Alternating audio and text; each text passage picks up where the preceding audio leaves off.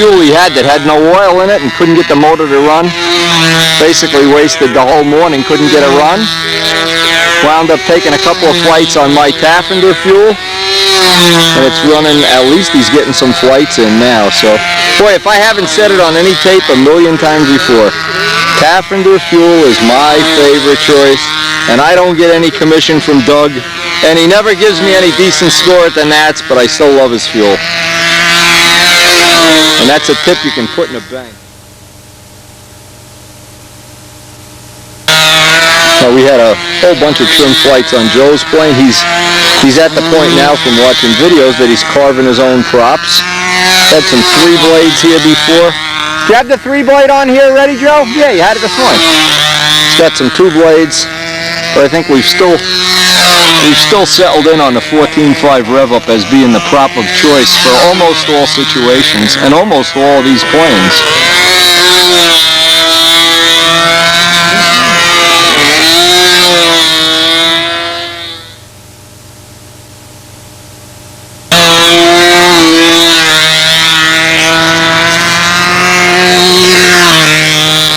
What's the prognosis here, Keith? Open heart surgery, replace the motor, what are we doing here? Find out what I did wrong. Uh-oh. Have you ever considered guys that play golf never have to go through this? Tiger Woods never has to get oily. Who wants to play golf? Yeah, forget it.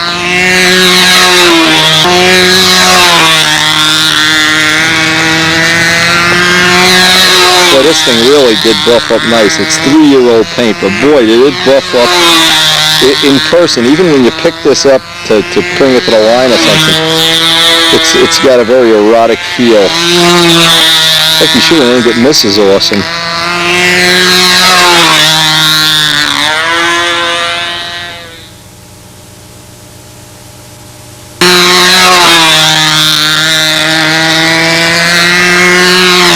For sure, this is one of the best days of the year so far. Really can't complain. We're getting some flying in here. Getting oily, getting greasy, running out of fuel, running out of batteries and tapes, and getting Johnny O to run out of cigars.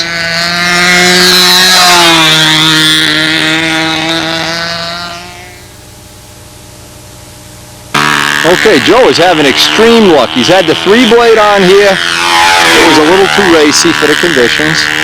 The 2-blade that he hand carved, and that was kind of, I guess, somewhere in between, but certainly not a 14.5 rev up. And he's back to having a rev up on here. Now the only thing we've run into today is shifty air, but it's better than anything we've had this year. We have not had really any air to speak of at all. It's just been, this is really the first day that you could honestly say you can feel what's happening out at the other end of the lines, other than just trying to survive. Now we've got about a half a gallon through the Seafire already. That seems to be coming around right on schedule. Again, all I'm trying to do is get at least 2 backup motors in the bag with the needle valve set, shimmed, gasketed, and with the prop and tank shim. In other words, a whole power package. I want 2 of them. And then I also want to have in my arsenal a double star. So I'll have 3 real choices when we leave for the Nats, and that's a good way to do it if possible. Still have a couple of motors that I hope Jim Greenaway is going to be back doing motors soon, but if he isn't, we'll just have to tough it out.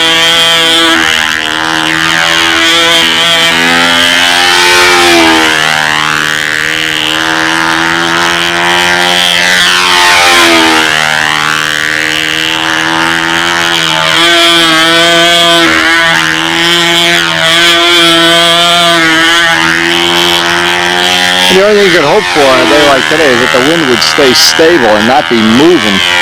You really don't get to do more than 1 or 2 maneuvers in the same segment of the circle till you're moving already. But again, one of the upsides of this kind of air is when you do go to the Nats or a contest where the air is shifty, at least you're not intimidated by it, or you're not wondering if your shoes are going to melt or something crazy.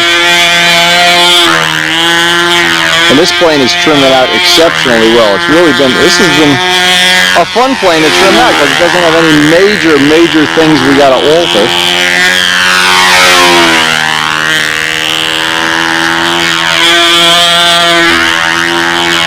Seafire right from the get-go was just about as predictable and straight, and handle adjustments, in and out with some tip weight, and we haven't even got the solid lines on it yet. And it really seems like it's got an excellent track, and it has that feature that I love of coming around after a hard corner and just freeze frame.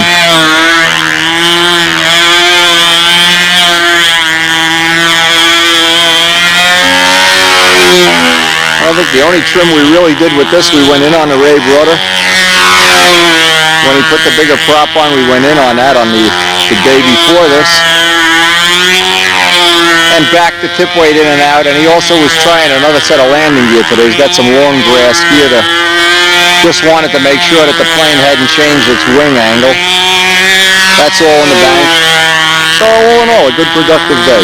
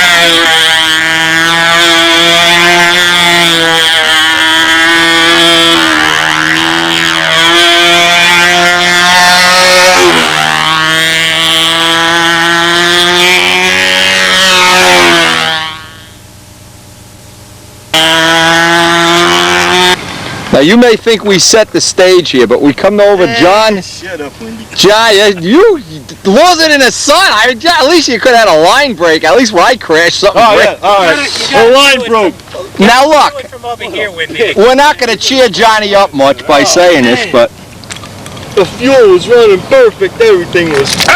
the thing is red hot. Here's part of the motor, and we didn't set. View from over here. What? Here's the other half of the motor. We thought there was two motors. Hey, this piston's off. There's a wrist pin. The wrist pin is on the ground. The piston is over here. Well, I tell you, John, when you do it, you do it. I tell you, man, lost it right in Mom, the sun, man. holy mackerel.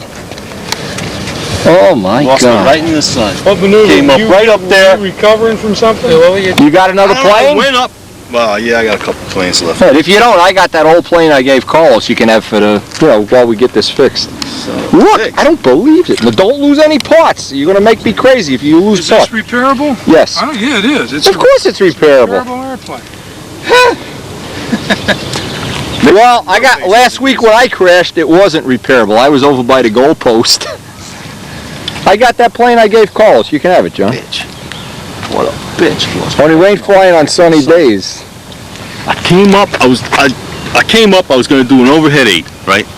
I came up and it just like got into the sun and I didn't know where I was. It was just gone. Let's go get something to eat. I don't want to fly anymore. I guess the session is over. Rosie ain't gonna. Don't lose any parts. No kidding around. This motor. Actually, you can save the Venturi. You got a $65 Venturi. Yeah, right. It didn't break the prop, did it? Oh no, it did. No, it didn't break the God prop. damn it! It didn't break the prop. Look at this, Joe. He didn't break the prop. Yeah, that's the way. Oh, that saved you 30 That's cents. the way it crashed. Yeah. What's going on with something? This part of the motor, this is unbelievable. Even Bill Rich couldn't do this when he whacked that one plane in Harrisburg. Holy mackerel. I guess it was a crack in the motor that caused the crash. Whew. I would send that back to OS Max and say, is this still under warranty? Whew. What a bitch, Bernice. God damn it! I don't like flying with you guys.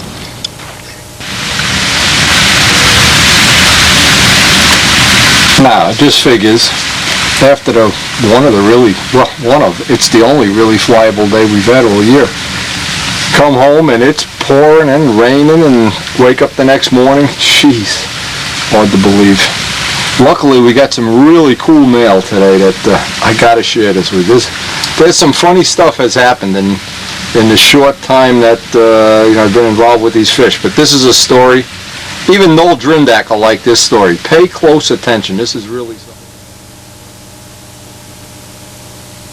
This, remember, was sent by John Pothier, and he knows I love fish. The name of the story is The Dead Whale Removal by Dave Barry. The far side comes to life in Oregon. I'm absolutely not making this incident up. In fact, I have it all on videotape. Now, I hope we get a copy of this videotape. The tape is from a local TV news show in Oregon, which sent a reporter out to cover the removal of a 45-foot, 8-ton dead whale that washed up on the beach. The responsibility for getting rid of the carcass was placed on the Oregon State Highway Division, apparently on the theory that highways and whales are very similar in the sense of being large objects. Sounds like Pampa might have had something to do with that. So anyway, the highway engineers hit upon the plan. Remember, I'm not making this up, of blowing up the whale with dynamite. The thinking is that the whale would be blown into small pieces which would be eaten by seagulls, and that would be that, a textbook whale removal. So they moved the spectators back up the beach, put a half a ton of dynamite. I don't know if you've ever used dynamite. A half a ton is a lot of dynamite. Next to the whale, and set it off. I'm probably not guilty of the understatement when I say that what follows on the videotape is the most wonderful, I hope we get this video, the most wonderful event in the history of the universe. First, you see the whale carcass disappear in a huge blast of smoke and flames. Then you hear the happy spectators shouting, "Yay! Woo-wee!" Then suddenly the crowd's tone changes. You hear a new sound like splud. You hear a woman's voice shouting, "Here comes a piece of, oh my God!" Something smears the camera lens. Later the reporter explains the humor of the entire situation suddenly gave way to a run for survival as huge chunks of the whale blubber fell everywhere. One piece caved in the roof of a car parked more than a quarter of a mile away. Remaining on the beach were several rotting whale sectors the size of condominiums.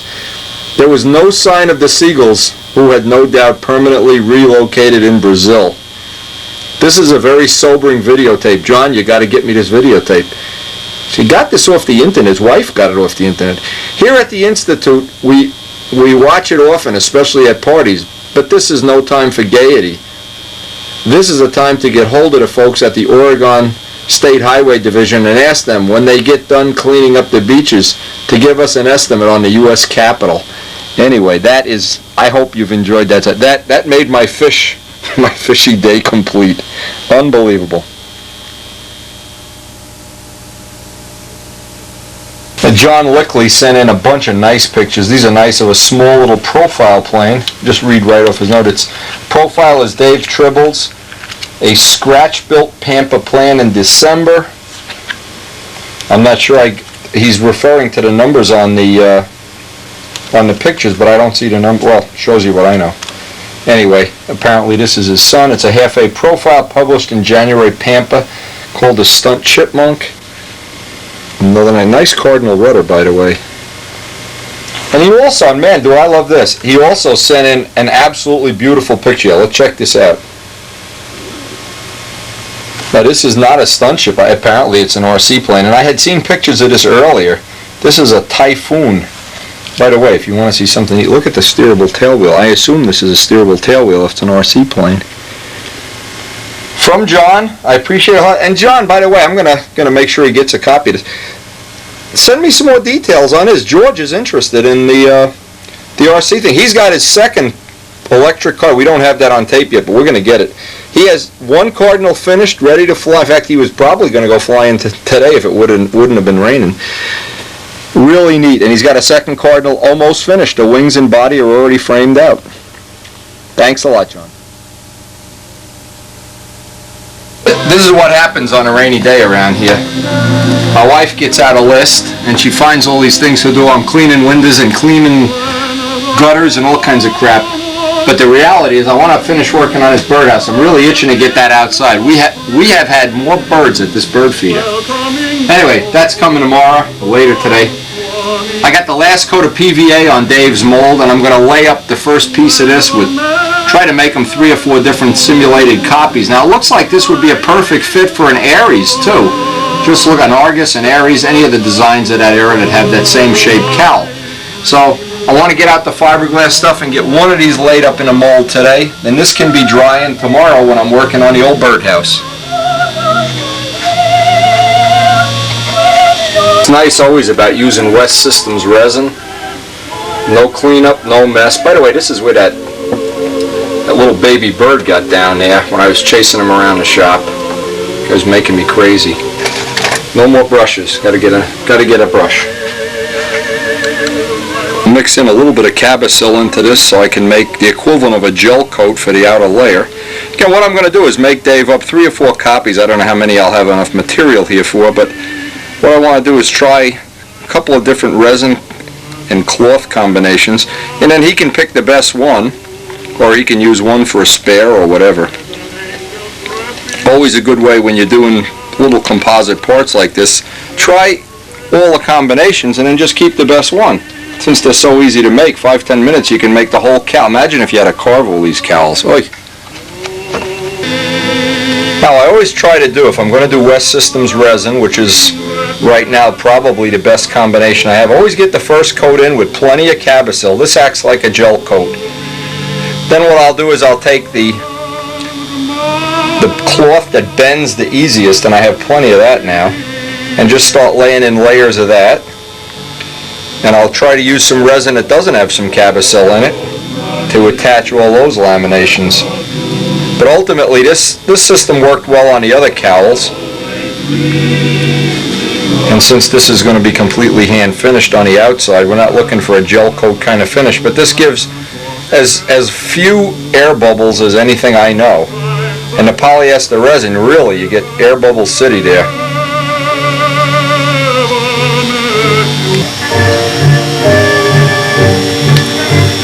Now this cloth really has a nice ability to bend around corners.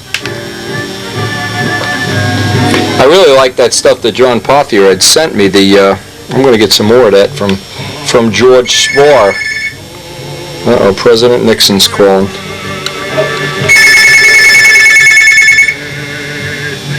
Had to see Johnny O's new plane have that. You couldn't believe that when we saw it. Imagine if I had that on video. We got to get that whale video. That is awesome. John, I got to tell you, that made my whole day complete. Made a whole rainy day complete here. Anyway, this is just a question of cutting random parts.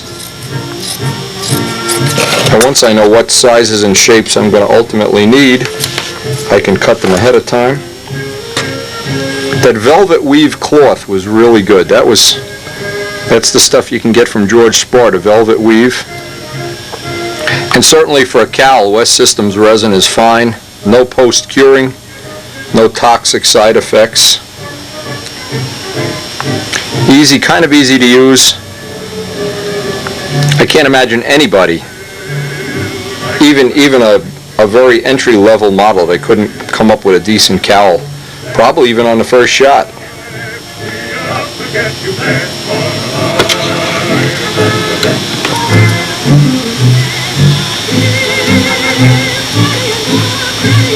Now usually 2 layers of 4 ounce is plenty for a cowling, but sometimes you might want to experiment. If you want to try 1 layer, you can probably make a cowl that'll be a little on the flimsy side. And since most of these planes ultimately need a little nose weight anyway, I can't see making yourself crazy for that. To get a little bit extra right up around the edge here, it gives me a nice edge to attach the plywood to. By the way, good news, Dave is probably, at least from the phone call we had today, probably going to be spending some time down here as soon as he can coordinate his a business trip. And we'll get to see how his new ship is shaping up. Had a funny thing happen, and I know how this feels. He is painting his pilot, and he's got all different fancy detailed, you know how beautiful his Ares pilot was. And he's got the last coat of paint on the pilot's helmet and he drops it. And you know what? It rolls right on and everything gets... You know, they come with the dynamite and blow the whale up right in front of you. Still can't keep thinking about that whale. That is great. What a great story.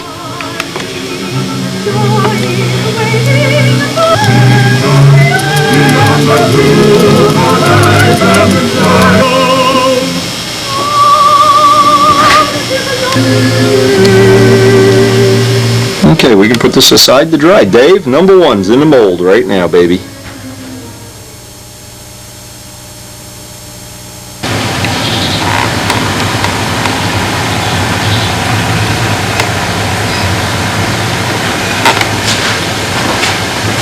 See the little guy.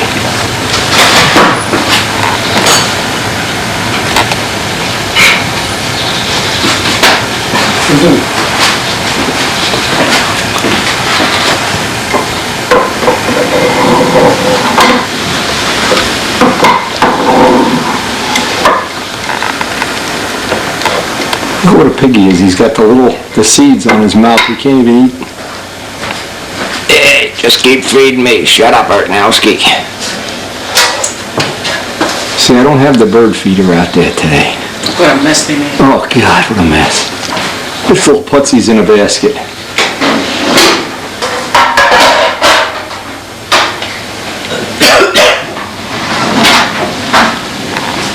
Just keep feeding me.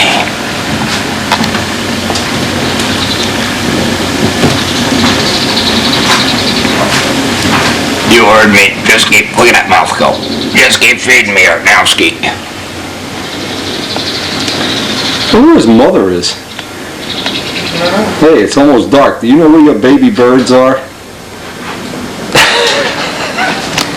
These little guys, unbelievable. See, they don't even run away. Look, Karen goes right there.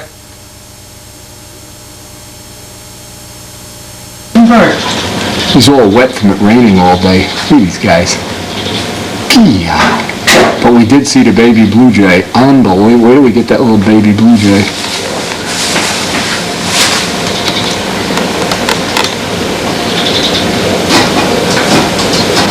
He just disappears in the basket, Carol. All you can see is his head. Just his head sticking out. Unbelievable. What's he, baby? Can't even see the feeding frenzy the fish are eating out there. They really have been entertaining. Jim Damerol was here last night. We fed them for about an hour. They were just eating and eating and eating and eating and eating.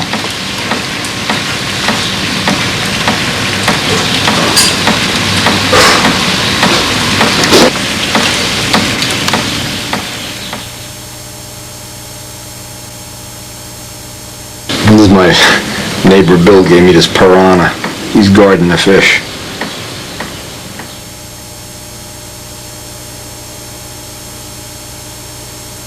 Save the best for last. Karen's beautiful doll. What's the doll's name again, Karen? Catherine.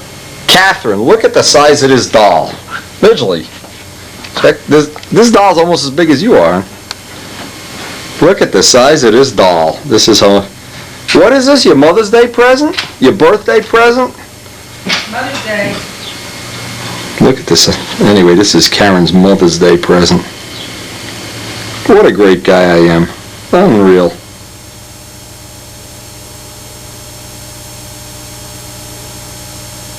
There's some artwork on this doll.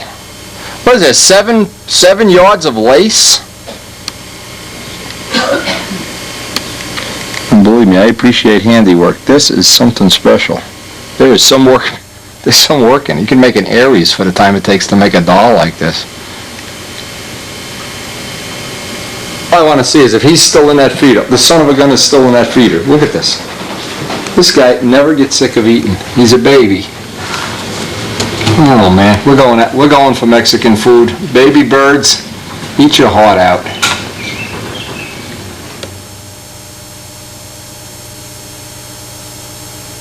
Made up. I just took all the spare epoxy that I had over there and made up this from a shell that I had in a mold, And now I want to hand finish it. Now what I have to do, this is going to be the mold for the spinners that Dave is going to try to, well, we're going to give it an honest shot anyway.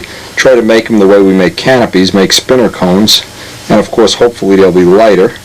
But one of the things I tried to do here is I wanted to make the mold that I could undersize it. So I made the original shell, and when I start to sand this down, I'm going to try to sand about 20 or 30 thousandths off of it, and that'll mean then I'll have the plug that the material that's actually molded over this is this size.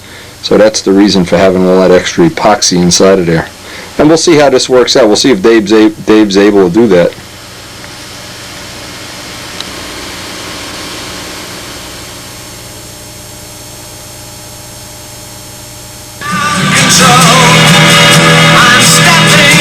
Now I'm trying to lay out these windows with tape.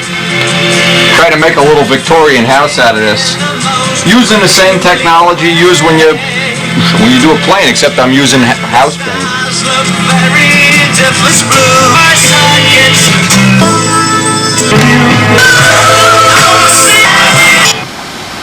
What's neat about this is the same technology, airplane technology, whatever you want to call it.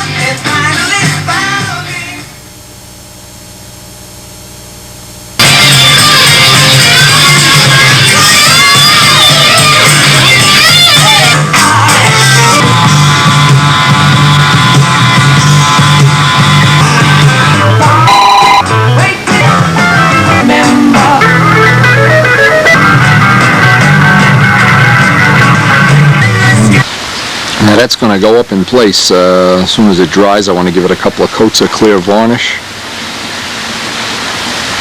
I don't know if I like it or not.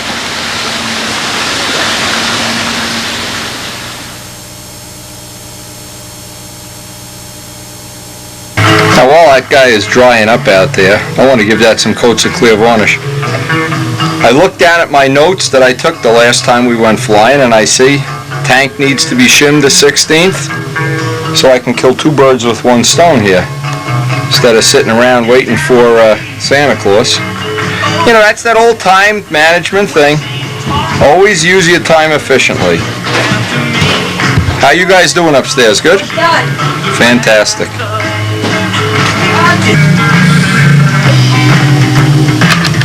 Early goals of always designing up nose sections or working on, you got to be able to get at everything right away. You can't have these funky monkey things where you have to take the tank out to get the muffler off or something. Having a good, easy to maintain nose section, one of the things it does, it encourages you to do the proper maintenance and not let things go.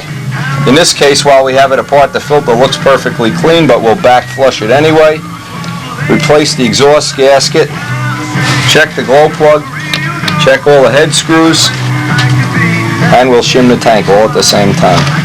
Cat class and I got cat style. Now one of the things I always try to remember to do is when I'm working on this is plug up this vent just in case there's a little bit of fuel in there, it doesn't drip down over the nose. See, this is just normal routine maintenance. See, there's a block in there. So by back flushing this, we'll avoid one problem that normally will come back to bite us out at the flying field. You are wondering. See, even though we triple filter the fuel, there's 3 filters on this. And one of the things Mike Kajeski's working on for me is trying to find an automotive filter that'll go inside the gallon jug. We don't have it yet, but that may help some. And you never know where you pick this stuff up, whether it comes from the fuel. It could be blowing in through the muffler, into the vent. There's all kinds of ways, but the periodic maintenance always pays off.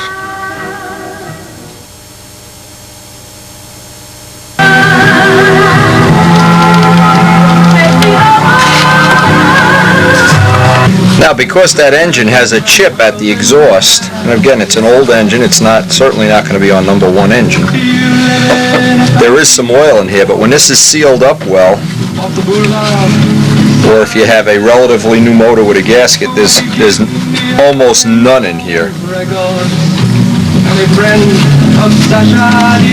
Was take this shim out. This is that compressed carbon shim we have, and I want to go less by 60,000, so I don't know exactly how much I have on the bottom, but a lot of times I can just switch the shims. I can put that one down the bottom, this one at the top, a lot of times you don't have to fool around too much. You can do it just by switching from top to the bottom. And the painting you stole from Picasso.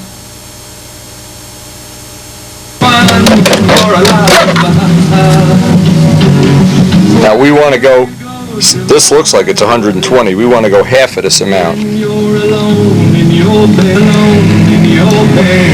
Okay, this is 132,000, so we want to have about, these are the ones that were on the bottom, we want to have about 70,000 of shim. And it's 110. So I want to take 40,000 of this.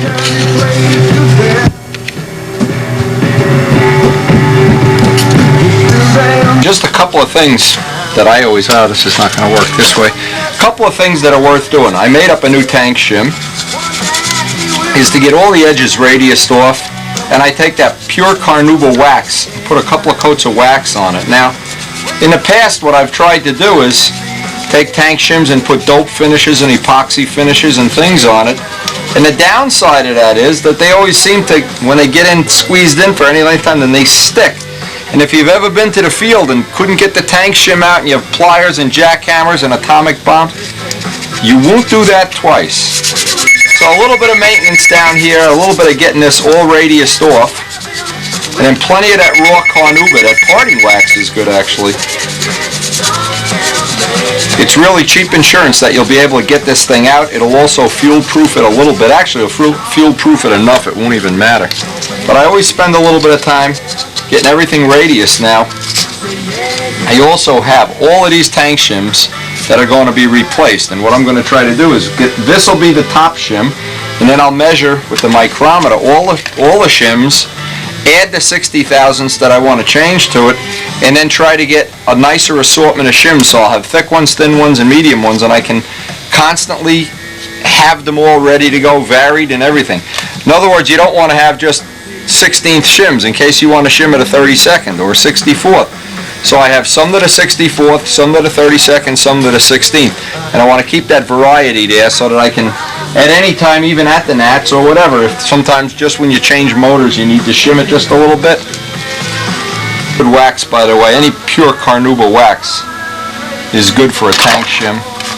Actually, it's good for a lot of stuff. Should be one of the things you have in your inventory.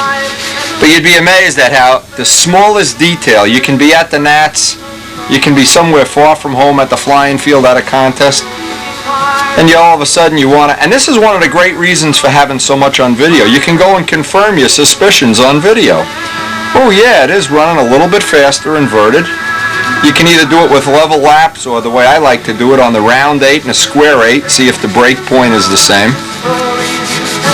I like to work around the horizontal 8 if possible. That's my key indicator, because before or after that it's really less significant. And then toward the end of the flight, those last 2 maneuvers, I like to really be up on the power curve if possible. Anyway, just not wiping it off now, just leaving that last coat on so it's ready to go. The only part of the double start that doesn't really fit the way I would like, of course, is the spinner back plate. But once we decide what prop we're going to use, we can make a little balsa shim of about, I don't have the micrometer, maybe 3/16 of an inch of shim. And that'll take care of that. That's the only spacing that doesn't exactly match up is that spacing in the front. In fact, one of the things we could do, I'm just looking at it, is we could make a custom nose cone for this. That might be one of the choices. Other than that, it's a drop-in fit.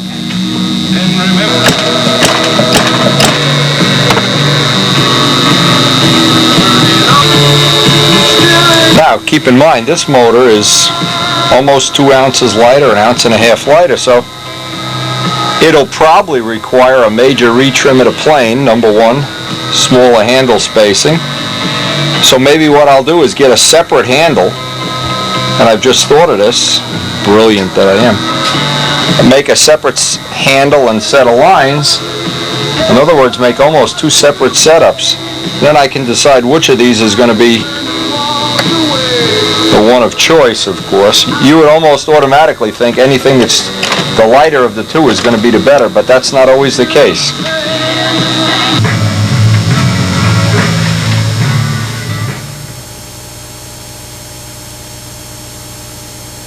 This is the motor that was in there originally. You notice what I've done? The muffler, the restriction, which we varied and changed. We have the motor mark so we know which one it is. The head that worked out to be pretty close to the right compression, and a needle valve is all set. Now I also want to make a note in here of which tank shim goes with this motor, and then this will go into a plastic bag and be one of our backup motors for the Nats.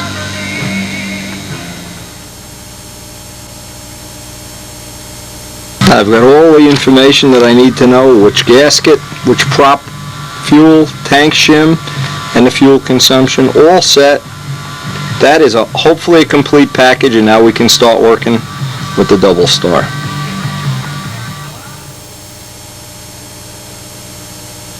Hey, this is a true story. This is true. My wife bought me this for my birthday 2 years ago, and she hid it so I wouldn't find it. And as she's cleaning out the attic today, she found it. So at least this is my 2 years ago birthday present, a little belated.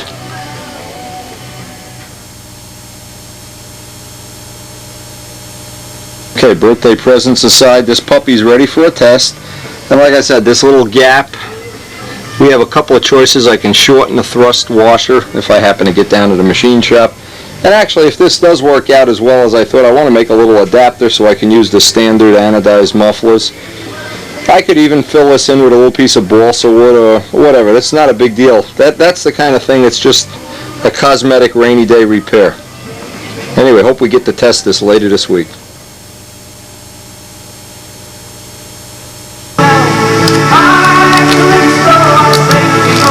You always got to watch these little razor edges on fiberglass. Hey, there's the first Midgley cowling. Official? Very official, in fact. Midgley cowling.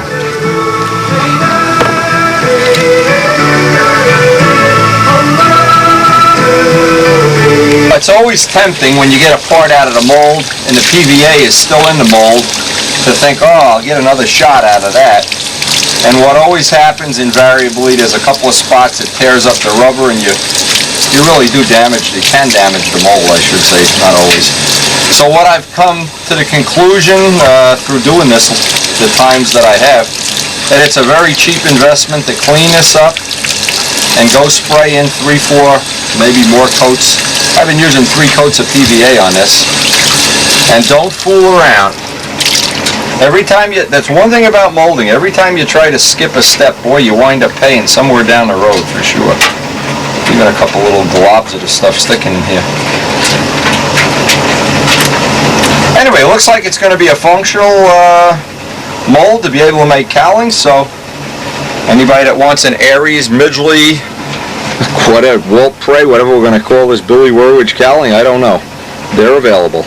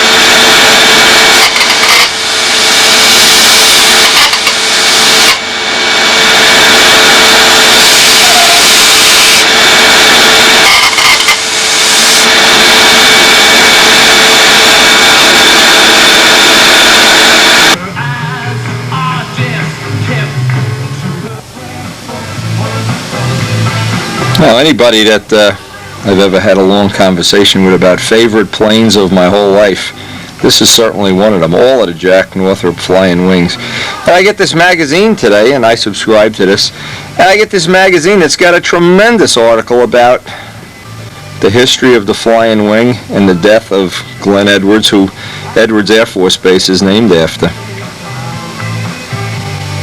Now, we had some pictures of this not a long while back. This is one of the few surviving of the Flying Wings.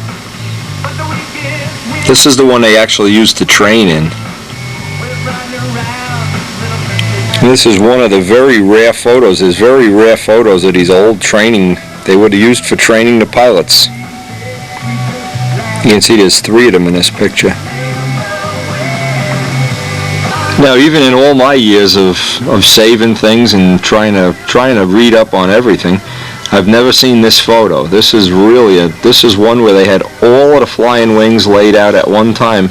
They were converting them to jet engines from piston engines. They were all laid out on the same. I guess they did this outdoors. You can see the cars in the top of the picture. This is really a rare photograph. And by the way, this Air and Space Museum is really an excellent magazine. They have a lot of excellent little articles in it.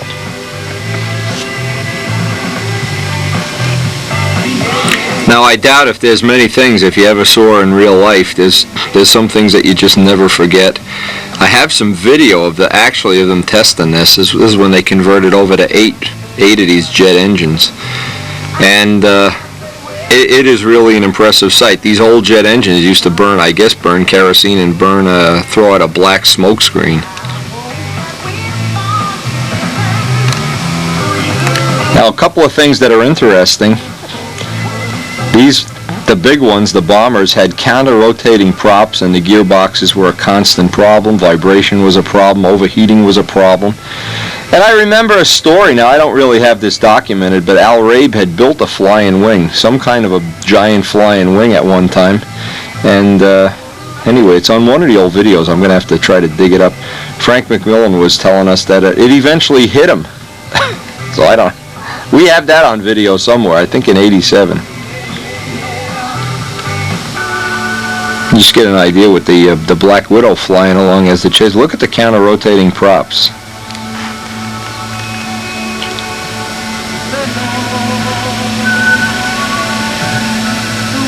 Here's a real interesting part of the article, and it is an extensive article explaining how a flying wing actually flies.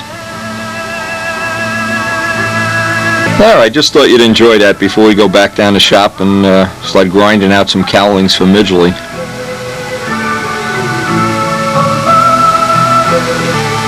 Again, the name of the magazine is Air and Space Smithsonian, and it is a good one. Always something interesting in that magazine. Try to lay up a few of these for Dave, one right after another. I'm not going to record all of them, but the feeling is, after making one, I can take it apart and see where it's a little bit too thick, a little bit too thin. And the second one will usually be just a little bit better. I can get the cloth pre-cut, as I have found it really is helpful once you get the resin going. I'm making all of these up with West Systems resin. And this is one of the things now, I'm assuming, and by the way, I heard from Dave some really good news that we're going to hopefully see him next weekend is the first contest of the year. One of the things, Woody has got a really nice ship this year. His dad, of course. And we're really looking forward to the first contest of the year. Even though today is not a flyable day, we'll try to get some of these things made up. Now again, the object here is, once I have one out of the mold, I've added a little bit more Cabasil to the mixture than normal. Now you can see it won't even drip off the brush, because we did have a couple of air pockets that I don't think were really necessary in that first mold, that first casting. So this amounts to be like a little bit thicker of a coat of gel coat, and because this has so many complex curves up in the nose, now see, once I make 3 or 4 of these, 2 or 3, some amount, I'll have this, what I hope will be as thin as I possibly can make it, without of course making it just a piece of junk. And actually, another thing I could try to do with this one is get some of that velvet weave. I'm out of it. George Spar has that velvet weave cloth, which really works well too. But once we start making these up, and they get to be a normal production item, it's kind of a straightforward thing. And it's the kind of thing you really shouldn't be afraid to try if you want to extend your modeling skills out in another area. Certainly opens up the door to a lot of possibilities that wouldn't really be practical if you couldn't mold things.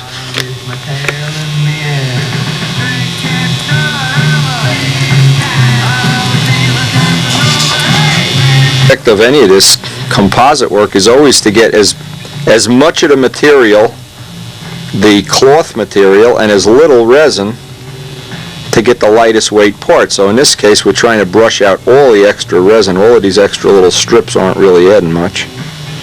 And this will give Dave several choices when he goes to actually. Another thing too is if you want to try a little experimental cut or whatever on it, and then you don't like it, you just go grab the other piece off the shelf instead of waiting another, some time frame amount that you need to make another part up.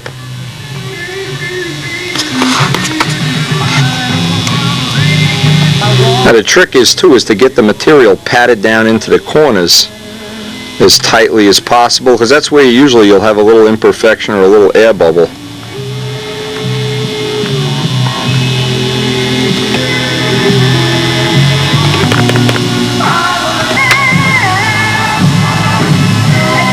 Anyway, these are going relatively straightforward. Now I try to get out all the loose pieces. Put this aside to dry for a day. It's definitely not a flying day today. Another one of those beautiful hurricane days. So I have a lot of other little projects. I want to get some extra wheels made for the plane. I remember out at Muncie the wheels were wearing out every day. We had to put a set of wheels on a plane. Good old Dave Brown wheels and the Muncie tarmac. I get a little maintenance stuff done and hope that we're going to have a decent weekend for flying. Really itching to get some flying done. Old double stars in the plane, it's ready to go.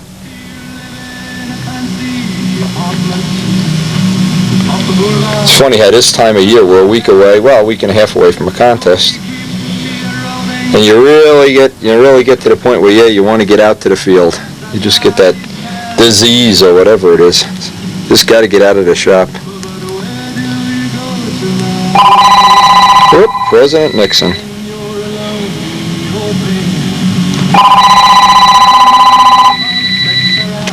Okay, one down, one to go. We're going out to do a port.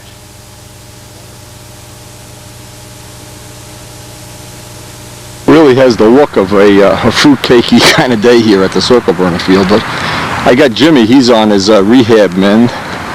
Come up here, maybe shoot a couple of flights. We want to do a head gasket, put another head gasket in here. I've flown it already today, and it seemed a little on the powerful side, and Jimmy's going to try to make up some Venturis at the end of the day, so it's a lot of work today. What was that? It ain't easy, but it is fun? It ain't fun and it ain't easy. Well, as we go into the 32-bolt spinner. Nah, there's only 16. Now stop making it up as you go along. That's my job. And I don't have an automatic screw gun. Thank God. Can you picture that on home time? The broad comes out. Zit, zit. Well, you get a little air gun with a little CO2 cartridge hooked up to it, I don't think so. Well, what we're up to is we've had a few flights on the Double Star. And we sort of know where the prop range and the speed range to keep a good brake is at this point. And just to make sure it's the motor and not the tank, we're going to pull the Double Star and drop in the old reliable Super Tiger. It looks like we could use the max needle, a bigger Venturi, or a prop with more pitch. Any one of the three or combination would do the job, but that's what's nice about having old square one sitting in the truck. Open up the plastic bag, drop them in, the bolts will all fit. This way it double checks that it's not anything funny with the atmosphere or the tank or anything else. We know the other motor runs stable, runs equal. Or just the air. The air Doesn't today surge. is so funky. So we'll compare it dollars for dollars here and see what happens. You know, another point, Jim, too, is like, I remember when we were up at Massachusetts changing engines in Mike's PM. You got to be able to do this. I mean, you can't get the thing to where it's glued in and every time you have to change it, you want to cry. It's got to be that if it needs to be changed 15 times, you got to change it. Also, it's no good having a spare if you don't know what the spare is going to do in a moment's notice. Exactly. So I mean, if you know the spare's got to be 3 clicks in from where this one is, you know it. You know what you got to do. And what I want to compare is the tank shim from the Tiger. I have the tank shim already marked down on the paper where it worked with the Tiger.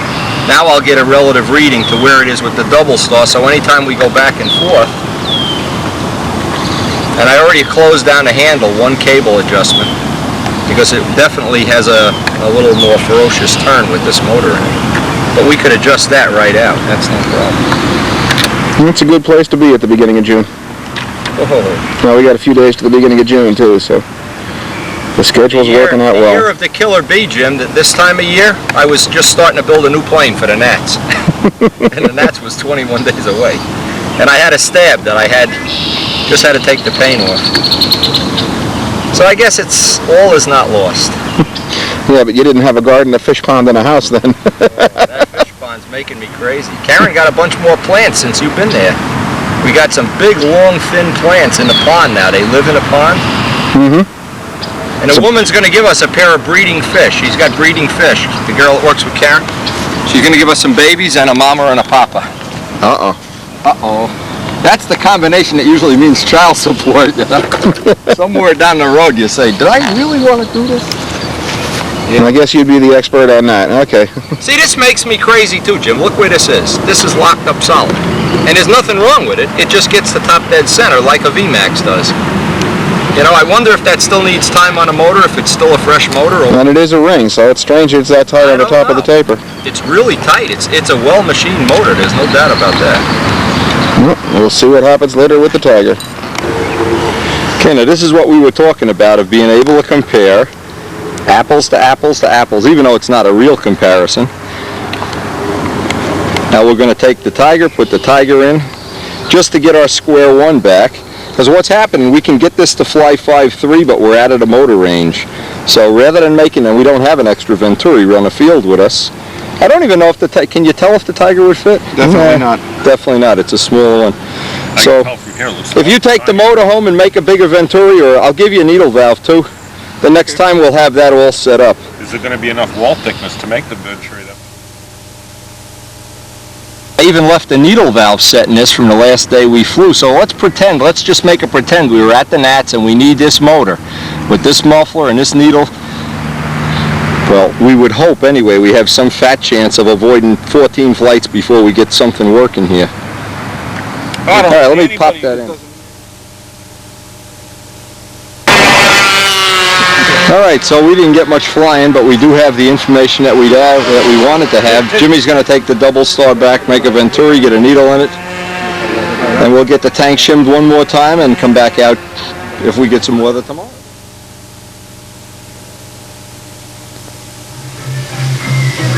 And we're back from our illustrious test session, all cleaned up, washed up, showered, suppered, and whatever.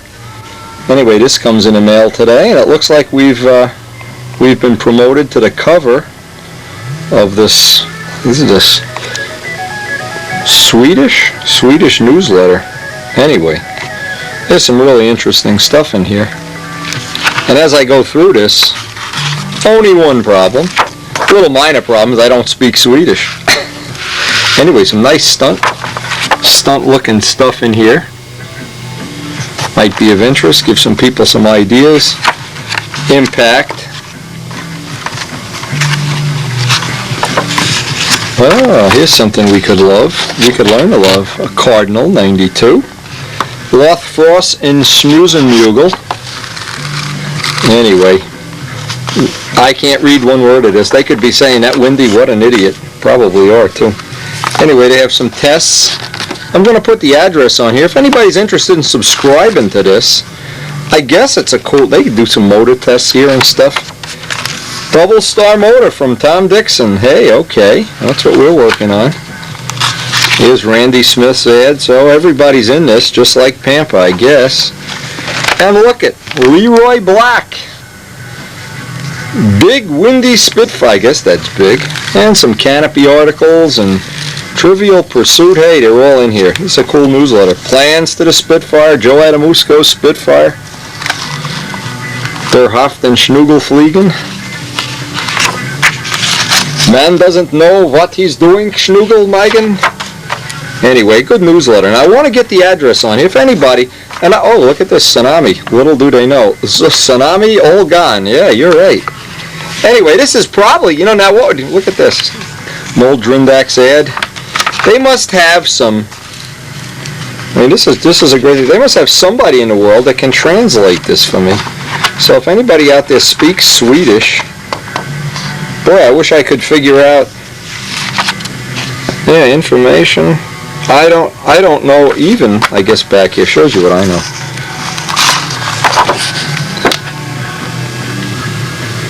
pick up some of this information.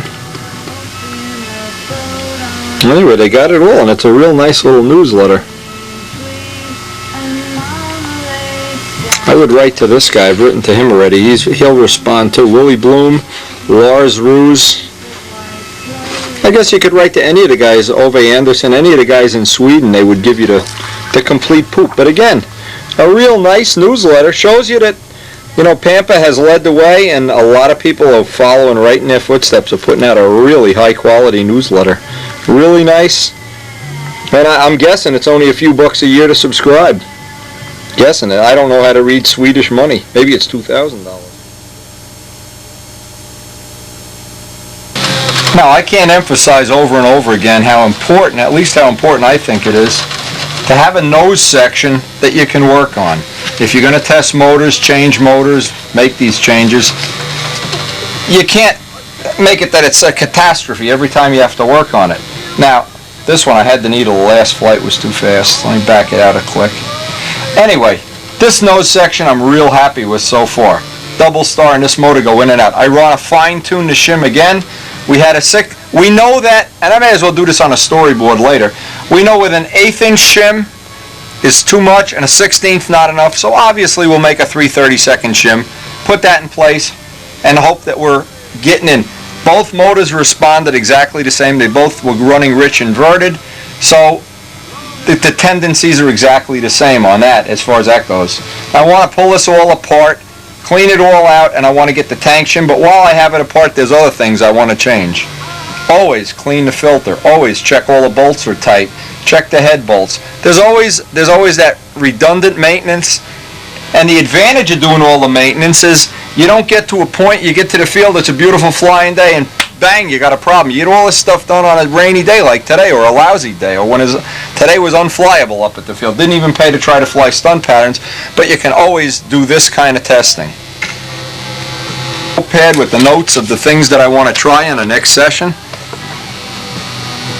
The biggest thing that came out of today's session was how dramatic a difference there is, and we did it right at the field on the same day at the same time. Even though the motors aren't super dialed in because of the tank shim, one of the things, and the prop load is really incorrect on these two. We want to start using a 4-blade. But one of the things we really want to, I want to emphasize is how dramatic of a difference it is having that double star in there because of the weight. So what we're really trying to accomplish here, and it may not be obvious what we're trying to do, we're trying to get the double star to work exactly like a Tiger in terms of power output and motor brake, and Jimmy is going to make up a true 315 Venturi. Now the one that comes with it is not a 315 because the spray bar is, at least it looks a lot bigger. I don't know, he's going to mic it up, so Jimmy's going to work on that. In the time that he's doing that, I'm going to put together another Tiger from parts that I have. This motor I feel is about as close to being what I want to have when I get out to Muncie, and I want to put him right back in the bag. The advantage of doing that is then I'll have two of the Tigers at least started. I'll have them some time on them, make sure they go in and out of the plane. And if you don't do it, if you think, I'll just give you an example. Some of the motors we tried to put in Mike Rogers' plane years ago, you had to file a lugs, file a mount, you couldn't get the offset in. It was, until you actually do it, it's not done. And they laugh at me for the spinner. It's so hard to get off. Takes a minute to get it off. Yeah. What I like to do is once I get one at least fine-tuned to the point that I'm happy with it, or what I'll call ballparked, then I want to immediately start working on another one. So I always have a nice fresh one sitting in the bag, and it seems like, yeah, that's unnecessary, and why do you bother doing it? One motor's enough. Well, if you really want to be a competitor, one motor is just the start.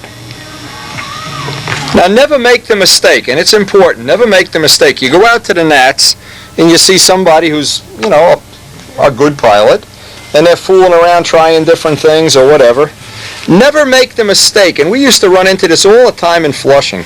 Jim and I'd go out to the park, and we'd want to switch engines and switch props and change Venturis and stuff. And we always had a bunch of the people that were flying out there go, "Oh, Wendy's having trouble again. Oh, boy, that's not working. Oh, boy." They never understood what development was. Real development is nothing but trying things back and forth over and over again and getting the best combinations you can. And there's no way There's no reasonable way any top-level flyer, I don't care who you are not going to get this on the first shot. You are not going to go in and put this venturi and this head gasket and everything's just going to work out great the first time. And if it does, it means you probably don't have the real peak of performance that you should be striving for. Now, I can't think of how anybody can expect even to get this in one stroke of the pen. It's such a complex thing, and that's why watching on tape or seeing all of the top flyers actually, if you've watched Billy Werwidge at the Nats or Ted Fancher or anybody, you name whoever you want, they're constantly tinkering. They're constantly looking for that little edge. Because the truth is, all the good flyers know how to fly good. And it's a little edge here and there that makes the difference a lot of times. It'll be that 1 point or that half a point or that fact that theirs will just handle a wind a little better or handle something a little better, dead air a little better. Now this plane happens to be, at least so far, incredible in dead air. Very, very good performance in dead air. So I'm not really getting nervous about my dead air setup, but I don't get a lot of runway time before the Nats, so I kind of try to have to do that by interpolation. And I know that runway air is always going to be a little bit punkier, softer than whatever the setup that works at Middlesex or the Circle Burner Field or any of these Jersey fields. When you get to the Nats, you always wind up needing less power. You always do. So I'm trying to work on the soft end of everything power-wise here. Plus, I always put, I guess I put this on the tape enough times, always put on a new shim, a good coat of the good old Carnauba wax. Makes getting them in and out. And really, another thing too, a lot of people underestimate is getting a tank in nice and tight. You can't have the tank mounted in sponge rubber. Really, I don't think you get the motor run. I've tried all kind of sponges and rubbers and stuff. Nothing beats having that tank in there like a, nice and tight anyway. So now we had a 16th in there. We're going to put another 32nd. And we know when we have an 8th, it's too much. So we have actually two more choices. We can take the 32nd out or 2/64ths. Combination of which now we know we're at the other end of the spectrum of too much. This is too rich inverted, too rich right side up. We have a good balance and we have a good adjustability factor. We can go a 64th, a 32nd, or a 16th, all right at the field with no problem. Boy, never underestimate. This venting system works so well. In fact, it works even better when you hook it up the right way.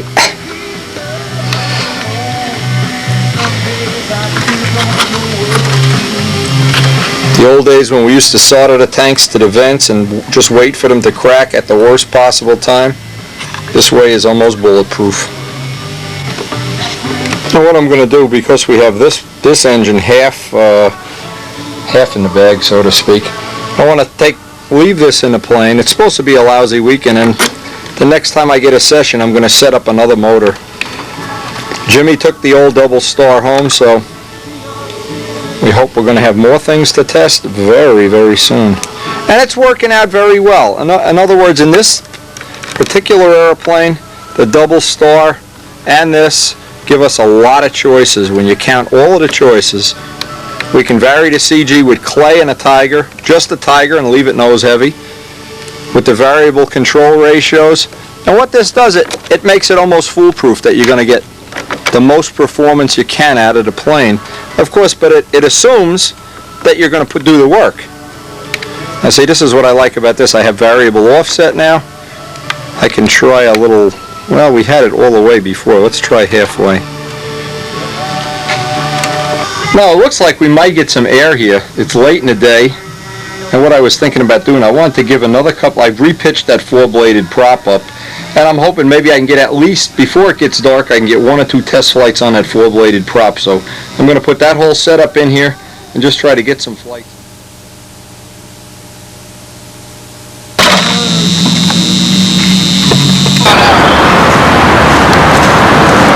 No world record will be shattered on the next flight. Is that what I'm to believe?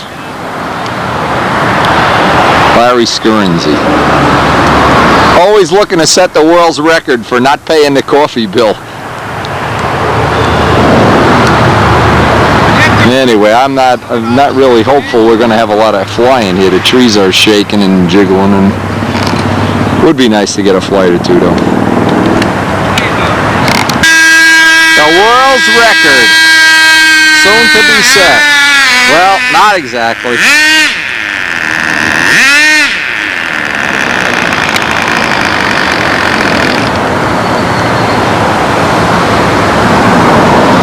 Oh, Larry, I'm so disappointed.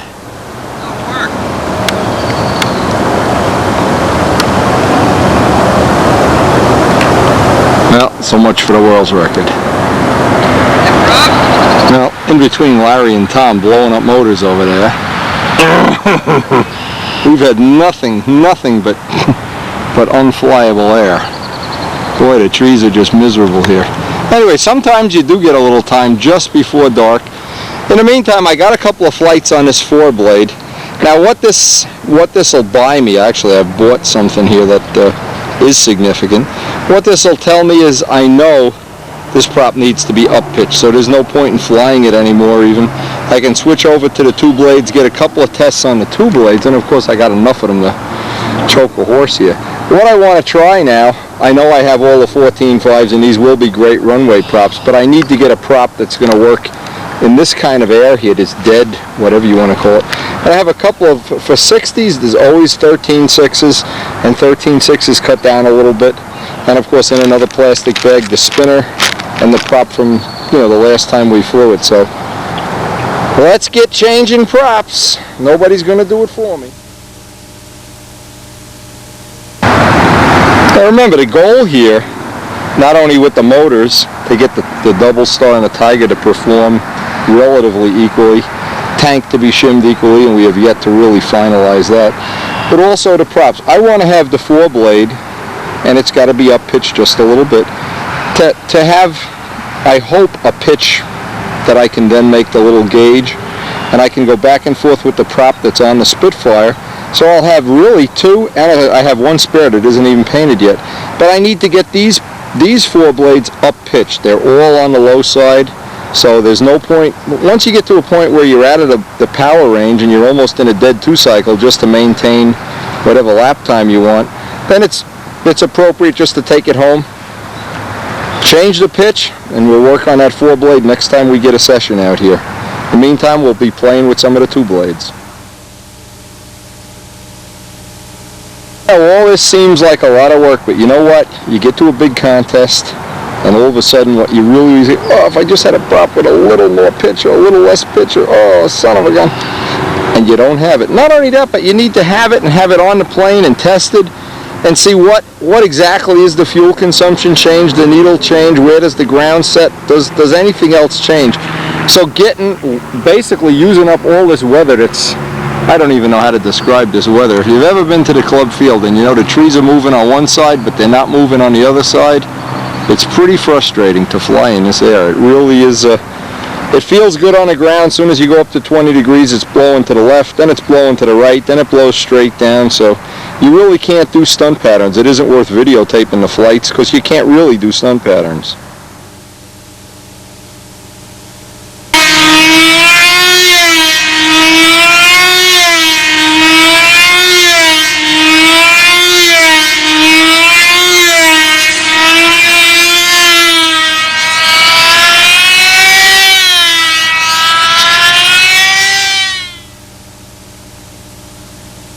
Just waiting for some little break, maybe in the wind, maybe get 1 or 2 good flights before this day ends. This is a perfect day for flying combat ships, not testing stuff. Now this is always the dilemma when you're flying the evening here. You wait, and just before dark you can probably get 2 or 3 flights, but you really just have to wait it out. You guys are having fun over here with the combat jobs anyway. Maybe I should build a combat job just to come out here. Spitfire combat job. Yeah, we'll just wait it out. I do want to get some flights tonight if I can.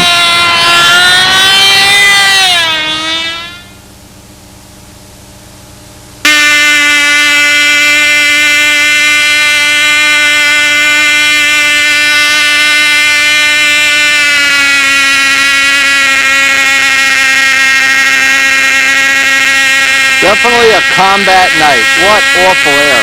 Ooh.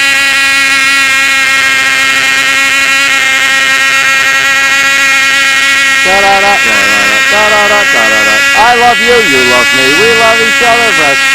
Come on, Larry. Yeah. This is the hot one he's got. Supercalifragilisticexpialidocious. Well, it's something to do anyway. While we're waiting, maybe the air will come down.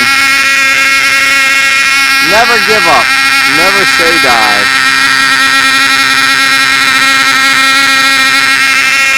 Boy, this thing takes an hour to take off.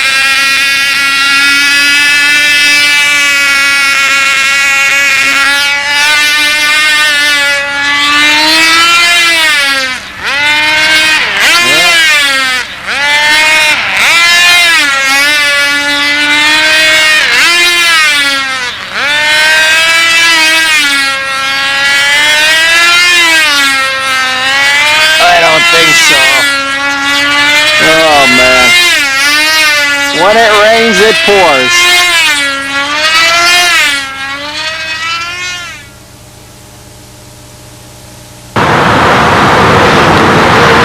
Great air, huh? Look at this thing bouncing around in the air.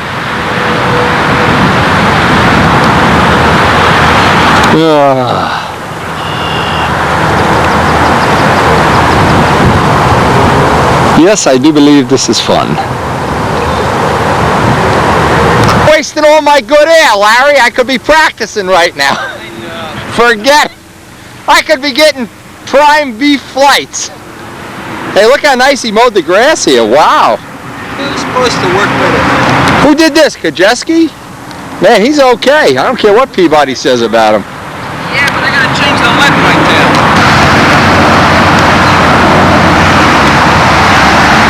Hey, Wendy, here's something you should put out for aspiring builders. This is Les in the easy chair. Les an easy chair. Easy chair. At ease. At ease. At ease. This is the second model airplane he ever built. The red one is the first. Yeah, is that great. Workmanship? I'll tell you, he's got a future in the event. I was going to say, can he build this stuff? Is the Pope Catholic? Yeah, that's pretty decent. Well, what air? Do you believe this air? Holy mackerel. You can. I'm so sorry I didn't get here earlier. I could be home feeding my fish.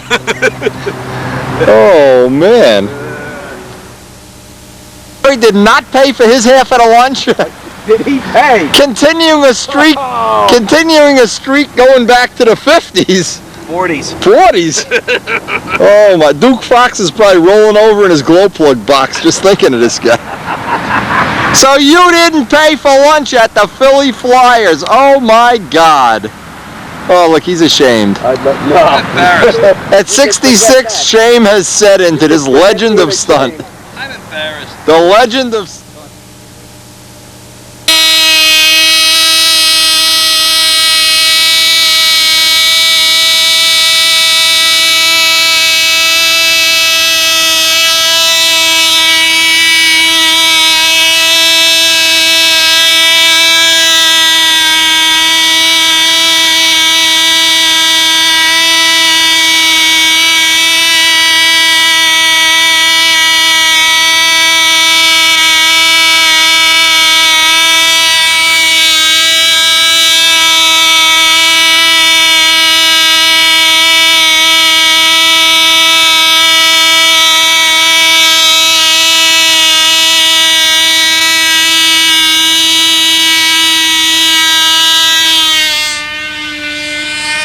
What a noisy sucker.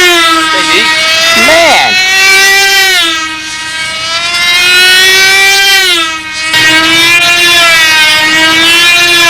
I guess not bad for a 15.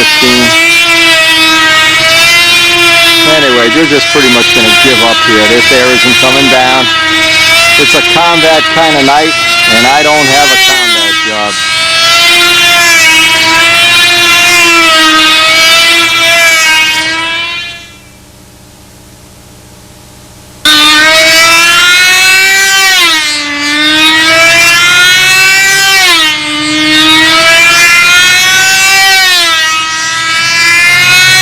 we're gonna pack it in. This is just a waste of time. Some days you just can't win. You just have to have a combat job.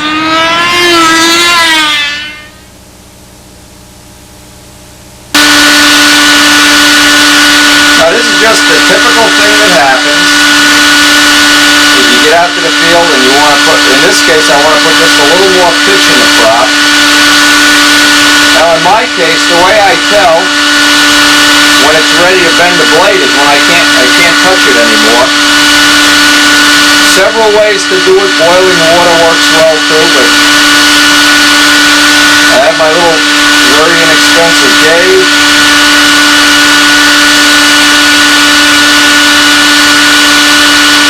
And if you're real careful, in this case you won't even burn the paint off.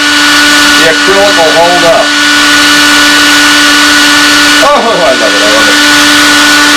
But every once in a while you do the thing, I forget about it, it's just a little too hot, I grab it, and I can smell a barbecue, and my hand is the meat. Anyway, it's a good idea too to check whenever you're doing this from time to time. Check the pitch, that's why, keep the gauge with you. Carbon props, when you leave them out in the sun, at about 165 degrees, and that's not unobtainable on a hot day, they will start to get soft and lose their whatever pitch you put in there.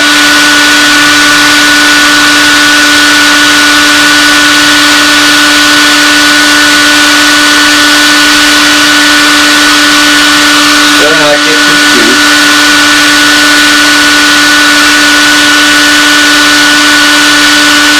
Anyway, this is one of the things that it takes a little bit of effort, but boy does it give you a nice trim option. Once you've mastered the little technique of doing this, and the best thing I've found is once you do get them hot, let them cool normally. Don't stick it in a bathtub of ice water or anything.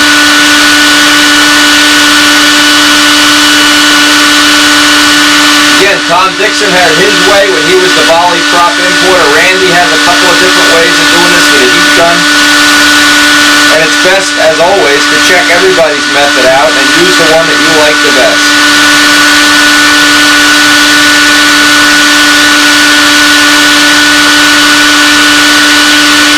It was nice to hear from Dennis Cope. He's busy starting to make his own carbon props. That's kind of interesting, and I hope we get to hear more from him about it. There's a saying that props are an art, not a science, and I think that's true. And now before I go any further, I want to let this cool normally. You can see it didn't even hurt the paint.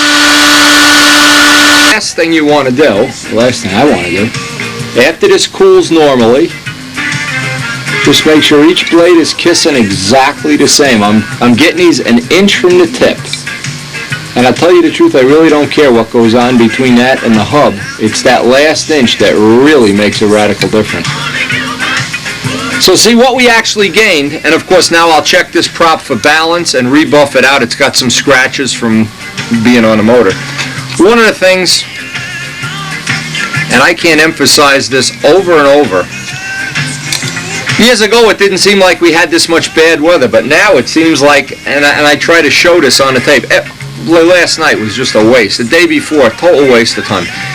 But when you do get that good air, when you do get some air, any air, to have all this stuff done in the bank, or in our case, plastic bags with the setups ready to go, so that you get 4 or 5 hours of good flying, you get flying instead of, oh gee, now I'll change the pitch of the prop, or now I'll cut lines or something. Getting all that work prepared is so important. So I'll do this off camera. I'm just going to balance this, rebuff it out, and get the van loaded up.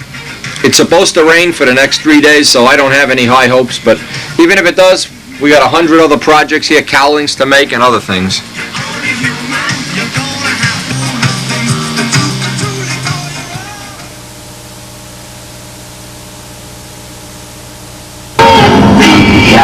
Well, looks like the rain has stopped. As supposed to be rain for the next 3 to 5 days.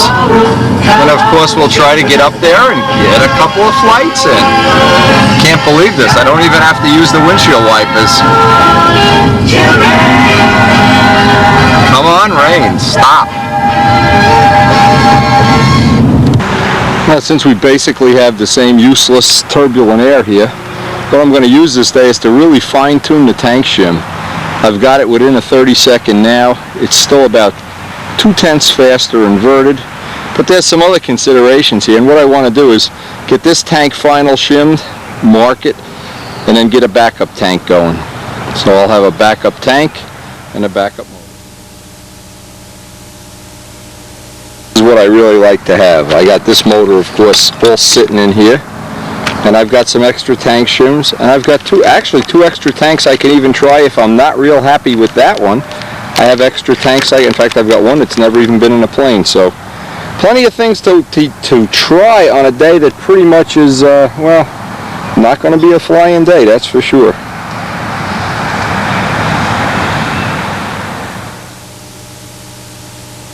Amazing to me how much bad weather we've had, and I'm sure I'm not alone in making that assessment. Always look to see if there's anything in the filter. In this case it's crystal clear for a change.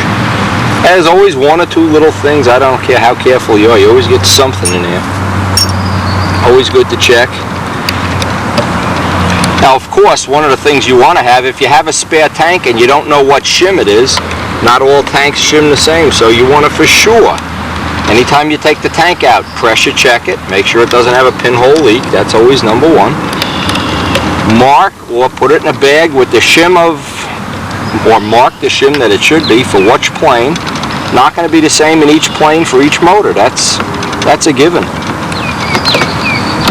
Anyway, let's hope we can use, and this is always my philosophy, especially if you don't live in Southern California or someplace where it's always sunny, is learn how to use the time available. Use up those terrible days to do things like this. Shim tanks, make backup motors, and use your good air, if, assuming someday we're going to get some, use that good air to do your practicing. You'll lose a lot less planes that way too.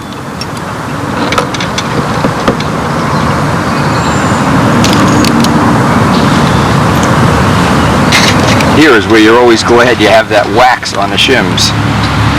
Nice tight fit.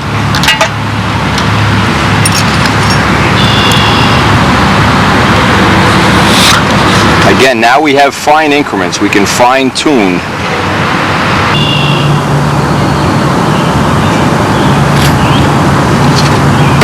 Now this will now be the official backup tank, and I want to store it, but of course I want to store it always with some fuel in it. Never store a tank, especially in a cellar or in a, I don't know, in anything, really. Doesn't have to be full of fuel, but a couple ounces in there, it'll slosh around, it'll keep it from rusting and corroding and doing all kind of nasty things. Cap it off. I'll make myself a little note. We now have an official, a very official backup. And a backup, yeah, this one's already got a note on it. Backup for the Spitfire, backup for the Seafire. And now we can just verify that the shim is going to be accurate on both of these. And hopefully tomorrow, or maybe next day, Jimmy will have the double star back. So we want to make sure that the tank is shimmed the same on a double star as for the Tiger. I don't want to get into going back and forth, back and forth. Anyway, that's ready to put extra shims, of course. Notes, ready to go. Things I remember at random. I remember one year at the Nats, when it was the year Bob Barron had the Avanti. I remember him complaining over and over, gee, I have to take the tank out 400 times to shim it. I got to take this out and shim it. And yeah, like as if it was a terrible negative thing. And then I noticed at the end of about 3 days of doing that, the motor run was perfect. So, I don't know.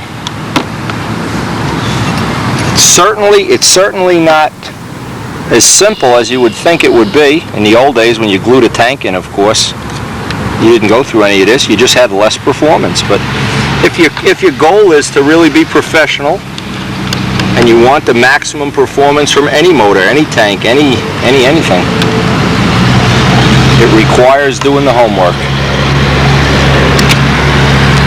as if the year hasn't been frustrating enough, the sun comes out while we have the plane ripped apart. The sun comes out, and it almost looks like it might not rain the rest of the day. I can't believe this. What a season this has been. This is going to go down in history as the craziest. Now, what I'm doing, in fact, I'm having trouble doing it. I should have put this on first. What I'm doing is putting all new tubing in here, too. Anything for just getting a little more reliability, that there's no chance at all. Now, keep in mind, this filter wants to be dead flat. That's why I'm trimming this 40 times. I don't want to have the filter either canted up or canted down. In this case, it takes a couple of shots to get it right.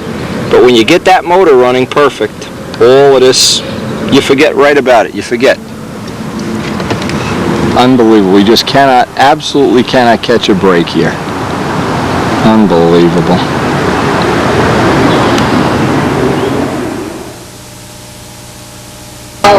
Just like Another blowout. Back to Rutherford. I can't believe we've had no luck. This is unbelievable. At least my fish and my bird. Now, today's not a flying day. Really, it's overcast anyway, but we really have one little thing we'd like to share with you, and maybe you'll enjoy it, maybe you won't. I don't know. I know Midgley will. We're going to go up to a place called Fairfield Gardens and check out what is probably one of the biggest koi displays in the whole area. They really do have some interesting stuff, gardening supplies and stuff. But one of the main things they have is about 4 or 5 outdoor fish ponds that really have some exotic stuff. Now in our garden we have, of course, this is Karen's handiwork, not mine. More other than mine. Some nice foxgloves are blooming. Everything seems to be doing real well here.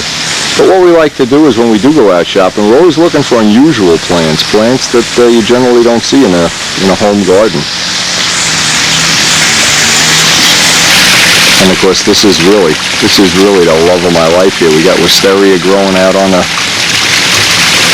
the old vines here and everything. And our fish, we're waiting for them to get hungry and have their breakfast.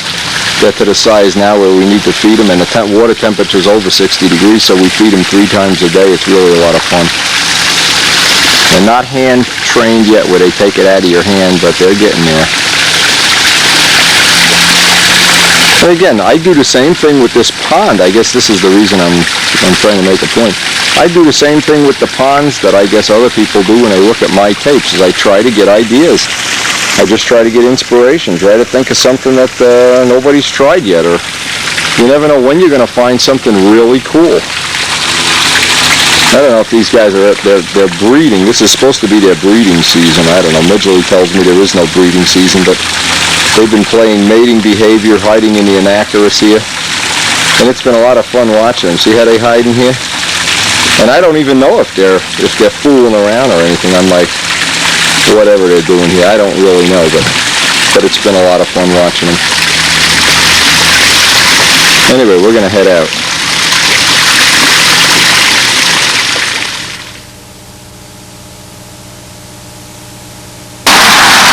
It's just one of many ponds here at this place. This is right out on the highway, too.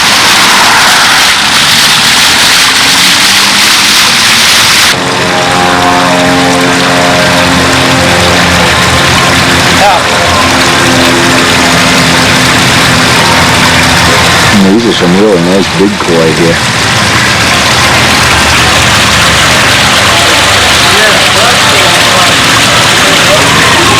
I said this is really nice, but this is just one of many ponds, waterfalls they have here.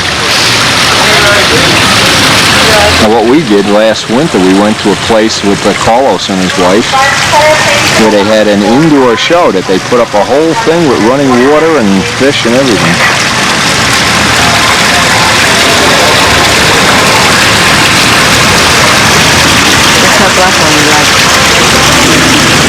They're a little crowded, don't you think? Where's that black catfish? Oh, he's way out there. There he is. What's this plant, Wendy? I like this one. Look, here's a where? Right here. What is that? That's nice, yeah. It's Some nice leaf work on that guy. When we make the island, maybe we could incorporate something like that. There's the big black guy right there. I'm going to look at the water plant. Okay. I don't know if you can see this guy. He's a big catfish. Nice and big. Yeah, he's bigger than a koi.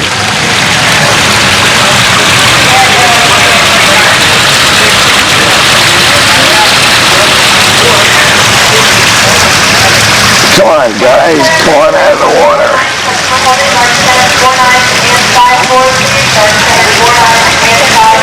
Yeah.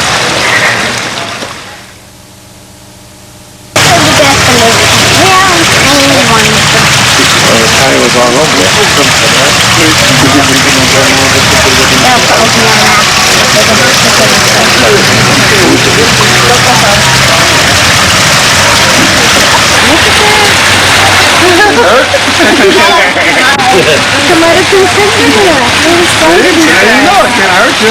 If you give them food, they'll take it right out of your hand. Yeah.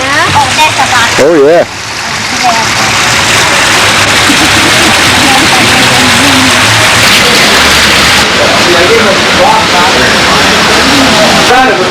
Real molded fiberglass waterfalls. Probably made like windy cowlings. Stuff here. Pretty exotic stuff. There's a few more ponds in the back, gazebos, more ponds. Kind of an interesting place to spend some time, especially if you like water gardening.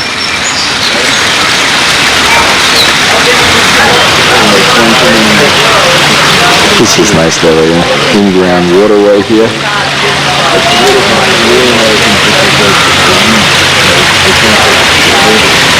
And of course, exiting a giant pond full of water plants.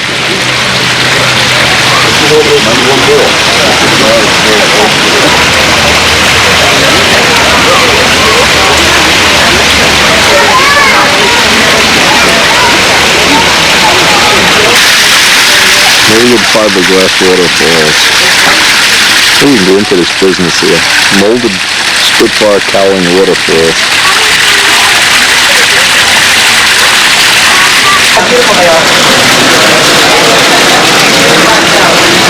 $10.99, 3 for $30.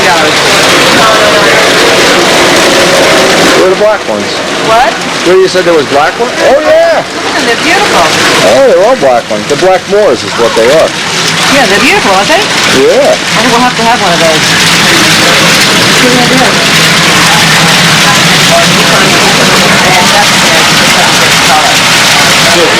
Hey, we went to this last year. This was really good. I just really Karen, they got the dates up for the water gardening seminars. June 12th. Write it down.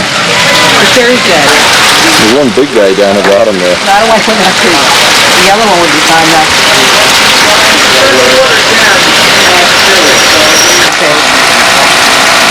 For the angelfish. I want a catfish. Look at the tail. You want what kind of fish? All these fiberglass ponds you can put in your backyard. Cool place.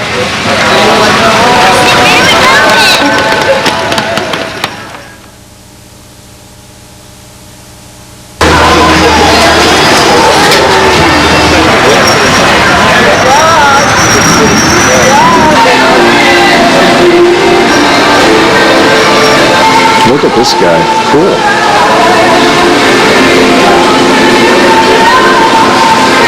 Have an indoor pond in the house.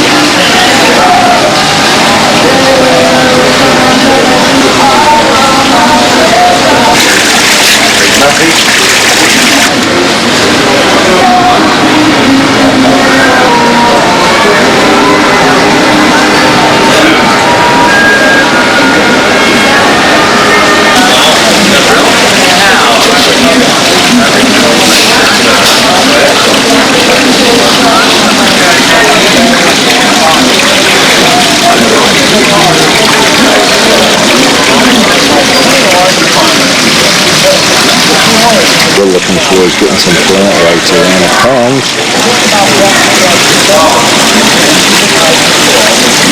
Of course, they have windy videos for making your own pond. That's our fish pen. Well, I hope here in the Witness Protection Program, we have several candidates for a recall. Da da da da.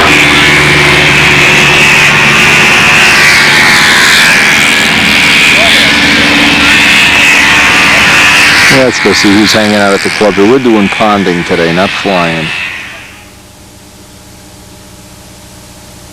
Come on!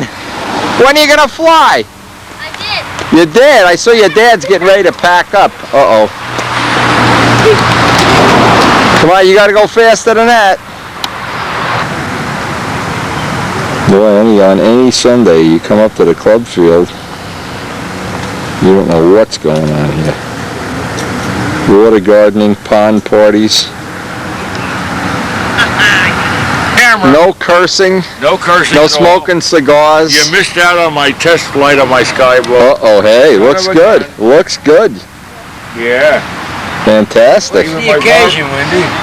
Yeah, my wife had to go shopping in Fairfield Gardens at the pond place, so she let me out for 5 minutes. She said you can come hang out with the real men.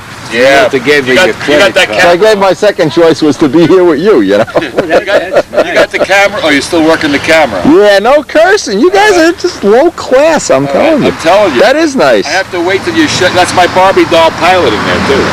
Is that a female pilot? Yes, it is. Is that an anatomically correct pilot? Yes, I had to make her. I gave her the long Scared the hair. heck out of her. She wanted to jump out. Her scarf was blowing in the breeze. Hey, looks like you. When are you going to fly I this? flew it already.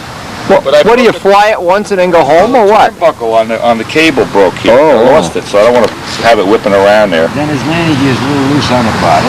Yeah, landing gear got a little loose. If I can get it to do a loop, I'll be all set. You just run the lines out. I'll show you how to do a loop. No problem. It's too sluggish. No, Right, Krug? You tell him. it's too sluggish going into the loop though. It's Nah, it's never too sluggish. too sluggish. They told me I couldn't loop the air coupe. When they were right. Boy, did I scare the shit out of myself with that. Woo! So what is this, like a superstar convention or what? Augie's here. Can't be all bad. Are they having some kind of a contest today or something? Yeah. How are the knees, by the way? George wants to know how your knees are. They're coming out. They're They're moving working? on, see it? He's got- that one. Hey, tighten up the bolts or something. Come on. They didn't Yeah. filter cap fit for the oil. This guy. You should get a woman to massage your knees like that. I wouldn't get that same. There's the world's shortest tune pipe. Holy shamoly.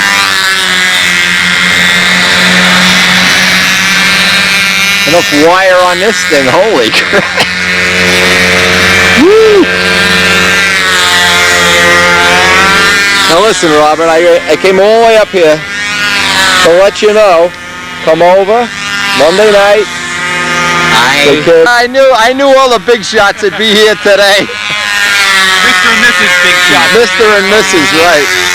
Otherwise, we might have to. Well, where's the Cardinal? It's almost ready. Ready or almost? No, it's all ready to be covered. It's all built. All right. I just don't have enough time. I don't want to start painting it now.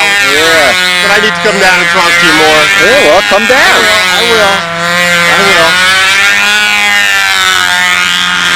Oh, they're all here today. Look at he's got his GB. Holy mackerel.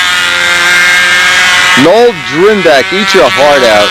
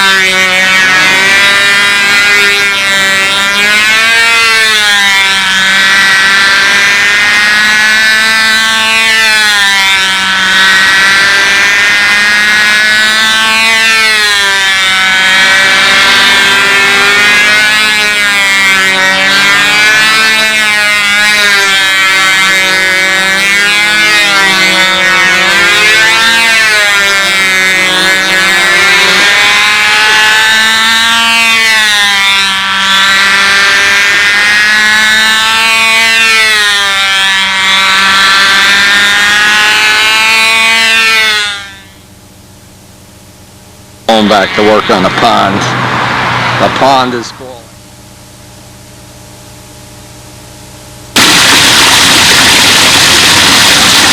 Now we're back at our pond at home. Always good to come home.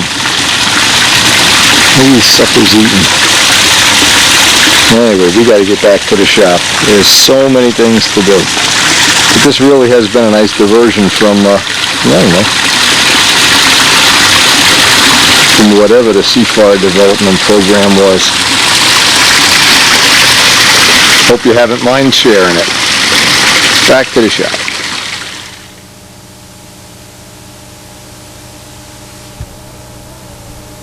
Did a little off-camera testing here just to convince myself of something that I had assumed all along. I wanted to make sure I wasn't wrong. Remember we always talk about the vertical CG? Well, a lot of people don't even know about it, let alone realize how significant it is. What I have done now is I have two sets of landing gear. I have long grass gear, and let's hopefully use those at the circle burn field. And we have to do a lot of testing over grass, and at the nats there may only be a grass circle, so we like to have that. But I also want to have the short gear that are raked back for tar. Grass, tar. And Joe has just done the same test on his plane a week or so, 2 weeks ago. But anyway, what can happen, and you can trick yourself into it and not realize this is happening, is you can put on much longer, more forward gear. Two things happen. Is the CG winds up moving a little bit forward, which usually results in it softens inside turns. Usually it softens an inside turn when you put the long grass gear on, so you'd like to know roughly what's going to happen here. But another choice is, and this is something that I'm going to, when I finally make the decision on which motor is going to wind up being in here at the nats, if you add a heavier prop, let's say you put a carbon prop, and that's 1 ounce you're adding above the CG, and you're putting your grass gear on, a lot of times you can make a combination that you've got the weight above the CG and the weight here, and it balances out perfectly. Now you go to tar, you put on a lighter prop, or nose weight in that case, or muffler, or some combination. But the idea is to always have it in combinations so you're not losing the vertical CG. Because once you lose this, now what happens is you wind up with trim tabs on the plane and trying to tweak flaps, and there's all kind of ways you're trying to correct this, when in effect what you really should be doing in the first place is get the vertical CG right. Now Billy Suarez on his PM Checkerboard Express has an excellent little trick. He has a set of wheel pants that you fly over tar with, but when he flies for practice you don't want to chew up the wheel pants. He has wire gear that to me look a little bit longer, because you have to make up for the weight of the wheel pins. They might not be longer, but they look a little longer. And then he wraps solder on the legs. If you look at his plane up close, you see solder wrapped to the wire. And that solder lets him maintain that vertical CG right through the wing. It's a very, very good way of doing it. An excellent little trim trick. And if you've never even checked your plane on the vertical CG, it's something you really should try. And a lot of times you can live with a vertical CG being off just a little bit. But it's really difficult if it's really off. If you really have something off, you're going to wind up with some kind of trim or some compromise that you really don't have to have. And then she holds my hand.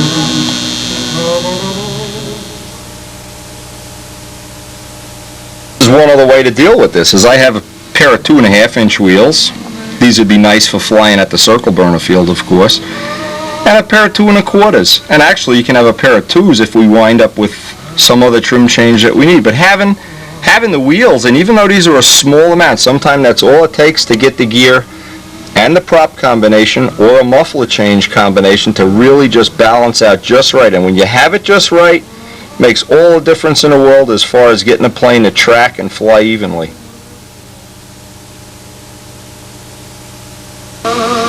And it's just one more dimension of trim. A lot of people think, well, you just build a plane, let's go fly it, put some tip weight in, move the lead outs. I guarantee you, every one of the top flyers, everyone, is fooling around with this shit. Maybe they're doing it in a different way, because there's a million different ways to approach this. My way is kind of simple, kind of straightforward. Get the front to back CG right, get the vertical CG right. Now, from that point on, you can control the turn in a lot of ways with elevator ratio, handle size, moving the lead outs back and forth, moving the ray brighter. You can fine tune in and out a lot of things. But that front to back CG had better be right, and that vertical CG had better be right before you get too involved in adjusting other things, because if that's wrong, you're going down a dead end. This is just one story, and this is an absolutely true story. I had this plane, and this was really a good flying plane, but notice how high the stab is. It was 2 1/4 inch off center. This, raising the tail up, gives you excellent stability and level flight, but the penalty is that you wind up needing weight below the center of gravity to balance it off. And I never took into account with this plane, what would happen is I'd go flying, and this plane needed nose weight, about 2 ounces of nose weight. And I'd put the nose weight in, and I'd say, God, the thing, gee, it just doesn't, it just, something was wrong. I never really identified what was wrong. I'd take the nose weight out, it'd be fine, but now it overturned. I never realized back then, this was in, oh God, in the early 80s, I never realized how significant just having the tail up high and having very, very short gear for this size plane. What the moment arms here are, this is 2 1/4 inches high, and this was probably a 5-ounce tail. Well, you can figure it out yourself. The motor is above the CG. What's left? Just the wheels.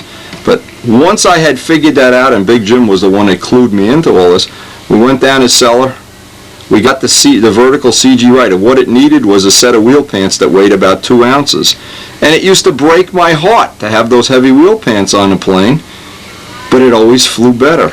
And it was learning things like that allow you to move up in the flying, whatever, it allows you to be a better flyer. Once your plane is trimmed right, the flying becomes a lot easier to learn and a lot easier to keep. Once you learn it, you don't have to go back and relearn it 40 times. Now the old sweeper, now we're going back to 1967. I didn't know anything about even the front to back CG then. But believe it or not, years later when I went back and flew the plane, it kind of balanced pretty nice. But you know why? Think about this. The tail is up high. You can see it's almost like the original LJ. Tail was very high off relative to the wing center line. But take another look. There's 3 big Vico 2 1/2 inch wheels on this plane and a real heavy tube muffler. Well, that combination, it wasn't that I knew what I was doing. I just lucked out, really. But it did work out very well, and it was part of getting this plane to fly as well as it did.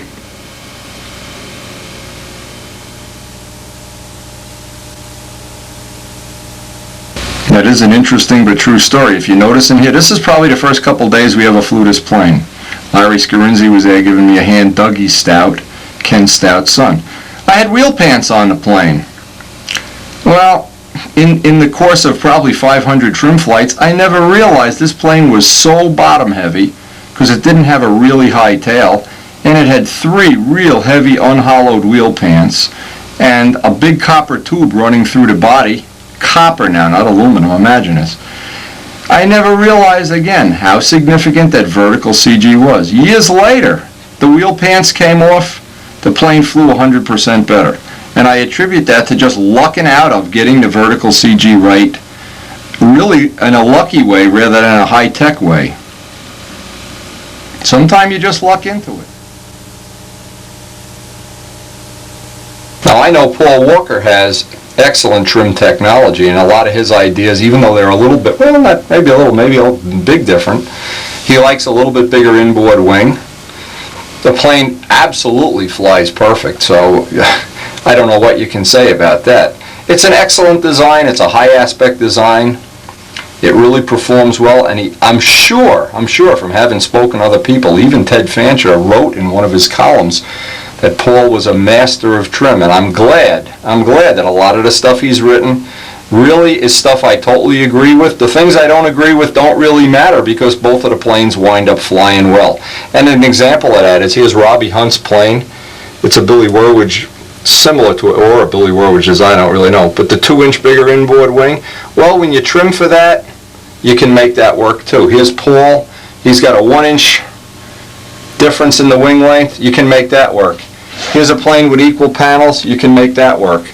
I don't know if Bob is equal or not equal, but there's certainly, and I know even Ted and Fitzgerald, you can see they've had little differences in, well, the tails look different too.